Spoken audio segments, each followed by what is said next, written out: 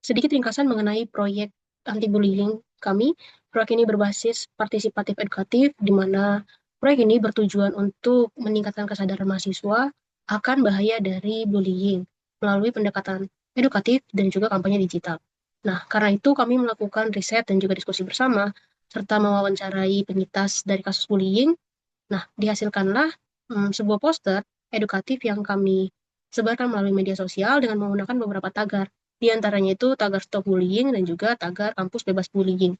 Nah, tidak sampai di sana saja, juga kami menghasilkan sebuah video yang menggambarkan atau mendemonstrasikan jenis-jenis dari bullying yang sering terjadi.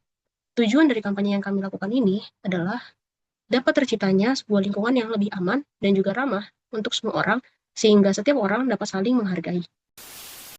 Balik. Balik. Oh, Cina, ayo balik. Oh iya. Ayo. Ya, tadi bisa dilihat itu adalah contoh bullying rasial secara non-verbal.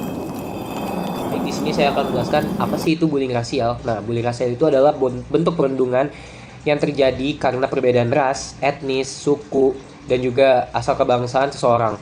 Nah, pelaku ini biasanya menyerang korban itu dengan kata-kata yang kasar, hinaan, stereotip, ejekan, atau perlakuan diskriminatif yang merendahkan kualitas dan identitas korban.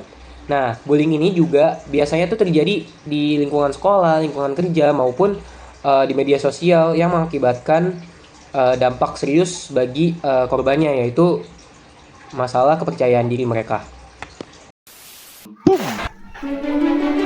Dame un guerrero.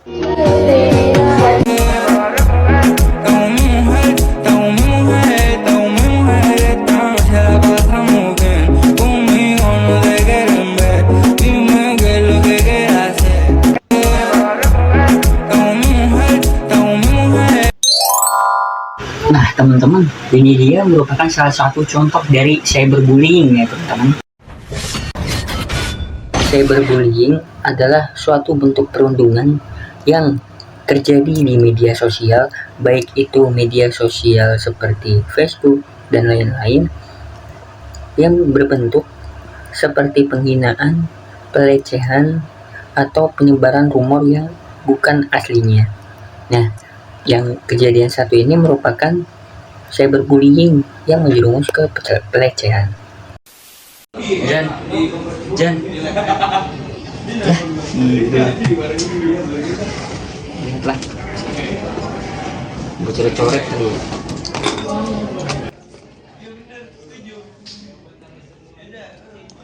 Nah, jadi bullying itu nggak cuma tentang kekerasan fisik atau kata-kata kasar, tapi kayak bullying kayak tadi yang kalian anggap sepele itu juga termasuk bullying. Nah, bullying kayak tadi tuh termasuk ke bullying merusak dan menyembunyikan barang orang lain. Nah, bullying ini tuh biasa ditemuin di anak-anak sekolah seperti SD, SMP, atau bahkan SMA. Nah, para pelakunya itu sering menganggap sepele dan berlindung di balik kalimat, "Yelah gitu doang, bercanda doang kali." Padahal para pelaku tidak tahu bahwa dampaknya itu sangat besar.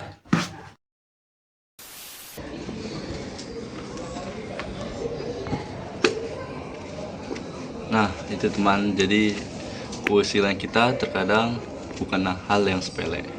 Jadi tadi adalah salah satu cuplikan atau contoh bullying fisik.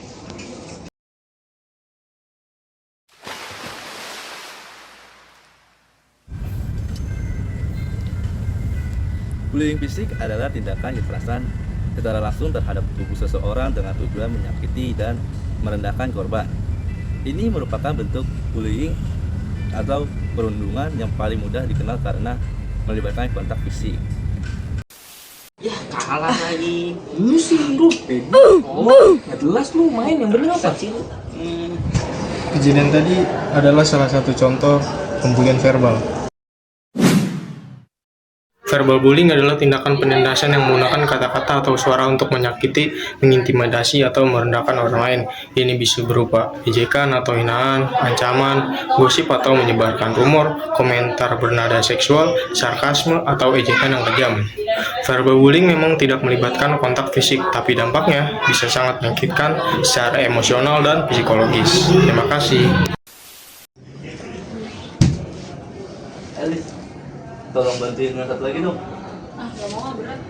Masa cewek gitu tuh nggak bisa sih?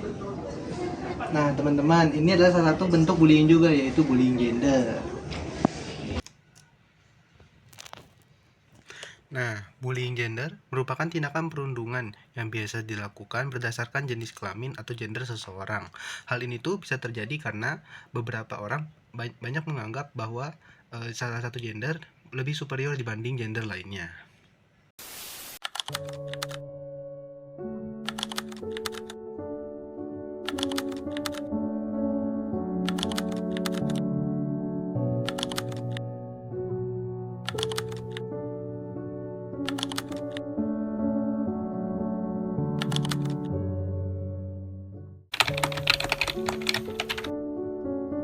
Pengalaman saya waktu di bullying itu berada di kelas 3 atau kelas 4 SD. Saat itu ada seorang teman saya yang memalak saya, meminta uang jajan saya. Dia menarik saya dan membawa saya ke pojokan kelas. Dia menendang saya.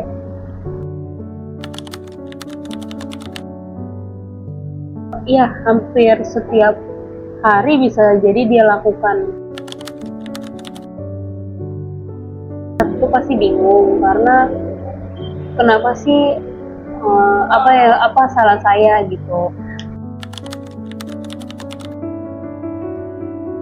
Sebelumnya ketika kelas 3 kelas 4 itu saya tidak menceritakannya kepada siapapun.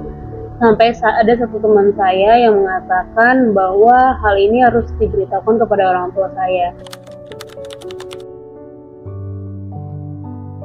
Buat saya pribadi sih kayak saya jadinya agak insecure, jadi lebih ke introvert, kemana-mana berusaha sendiri, kayak saya takut bertemu dengan banyak orang.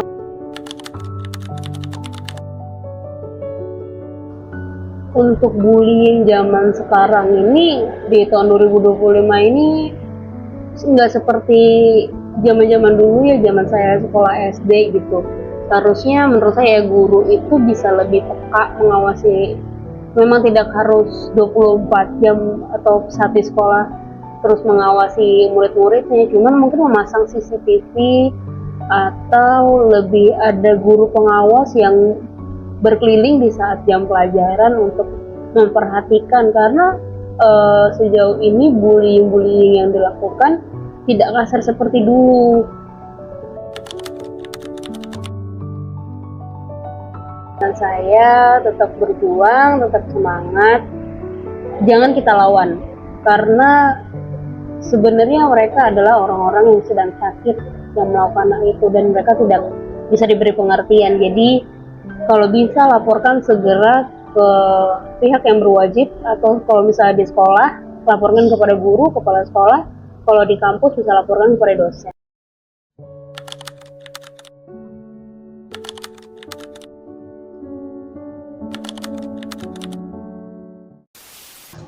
Jadi cara pencegahan yang kita lakukan untuk mencegah terjadinya bullying ini dengan cara melalui media sosial seperti ini. Nah, kenapa kita memilih media sosial? Karena pelaku dan korban bullying itu lebih banyak anak muda, dan anak muda lebih banyak menghabiskan waktu di media sosial. Jadi, kita memilih media sosial sebagai tempat yang kita anggap paling tepat untuk melakukan penyuluhan ini. Jadi, hal itu dilakukan supaya para pelaku bullying ini lebih melek lagi terhadap dampak dari apa yang mereka telah perbuat.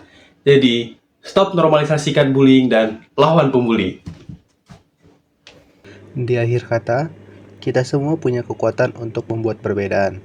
Mari, ubah luka menjadi kekuatan dan kebencian menjadi kebaikan. Hentikan bullying mulai dari diri kita sendiri. Satu kata bisa melukai, satu tindakan bisa menyembuhkan. Pilihlah untuk menyembuhkan.